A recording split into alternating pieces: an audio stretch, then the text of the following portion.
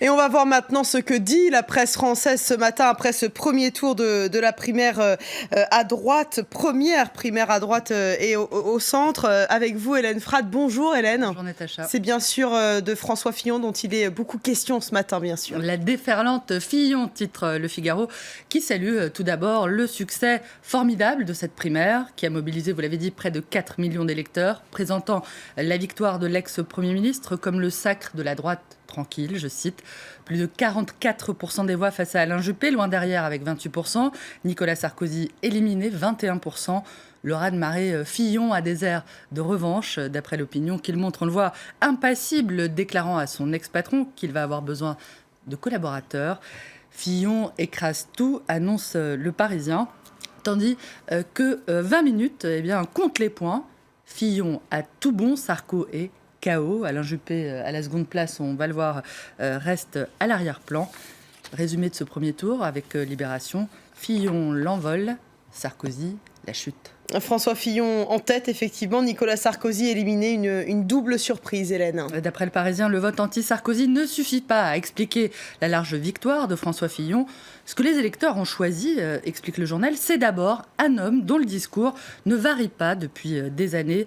Un candidat qui promet des coupes claires, on le voit dans les effectifs des fonctionnaires, une augmentation du temps de travail et une réécriture de la loi Taubira sur le mariage pour tous. Un résultat dans lequel Le Parisien voit la manifestation d'un paradoxe. Des centaines de milliers d'électeurs de gauche ont finalement participé à la mise sur orbite du candidat le plus libéral. Si François Fillon a déjoué tous les pronostics, c'est parce qu'il a su convaincre que la rupture serait plus efficace que le dialogue pour permettre les réformes, d'après Le Figaro, qui rappelle que l'élu de la Sarthe admire Margaret Thatcher et ne s'en cache pas, ce qui lui a d'ailleurs valu les moqueries, les railleries de Nicolas Sarkozy, qui a moqué un candidat cherchant à se faire lire en promettant du sang et des larmes, je le cite, du sang et des larmes. François Fillon est bien plus à droite que vous ne le pensez, prévient Slate, qui assure que le candidat vient certes d'une France douce, tempérée, modérée, mais où flottent des vapeurs réactionnaires jamais totalement dissipées. Je cite, une douce France rance, je cite toujours, qui aurait aussi été sensible à cette piété authentique affichée par François Fillon, par opposition à l'artificialité des postures sarkozystes. François Fillon ou la revanche de la France de l'Ouest, analyse Le Point, qui évoque le poids dans son électorat d'une France rurale, ce qui ne voudrait pas dire, nostalgique voire pétainiste, d'une France des territoires qui se moquerait comme d'une guigne des effets de mode, des mouvements de balancier médiatique et des hommes providentiels autoproclamés.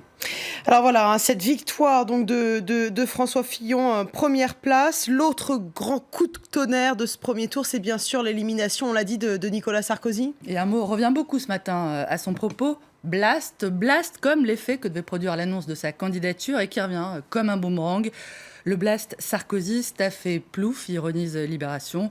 Courant comme un dératé dans le couloir de droite, Nicolas Sarkozy a eu beau multiplier les provocations verbales, les meetings en forme de stand-up, les signatures de livres à la Marc Lévy. Rien n'y a fait. Il est éliminé par un droupi aussi bonnet de nuit qu'il était adepte du chapeau pointu et de la langue de belle-mère. Le clown blanc a eu raison de l'Auguste, je cite Libé, qui ajoute « Pour un peu, Sarkozy va nous manquer, on veut bien les croire ». Sans doute y a-t-il chez les conservateurs, philosophe le journal, un surmoi qui continue à favoriser les candidats propres sur eux, qui ne boivent pas dans les rince-doigts, qui ne se remarient pas avec une top modèle rive gauche, qui ne traînent pas une batterie de casseroles à leur basse, qui ne sont pas de s'en mêler et qui n'auraient pas l'idée de dire « casse-toi pauvre con », mais préfèrent susurrer « passez votre chemin mon brave ». Sarkozy out, en tout cas donc l'affiche du second tour, ce sera François Fillon, Alain Juppé, et la presse bien sûr commence ses pronostics. Et comme on n'apprend jamais peut-être de ses erreurs, Le Figaro annonce effectivement déjà les raisons pour lesquelles on peut s'attendre à la victoire du premier sur le second, parce qu'il existerait une dynamique en faveur de François Fillon, que le soutien que lui apporte Nicolas Sarkozy sera déterminant et qu'Alain Juppé ne va plus bénéficier de l'apport des électeurs de gauche. Alain Juppé, dont le journal pointe cette faiblesse, celle de s'être contenté d'être le réceptacle finalement de l'antisarkozysme et de n'avoir pas réussi à transformer en enthousiasme cette adhésion par défaut.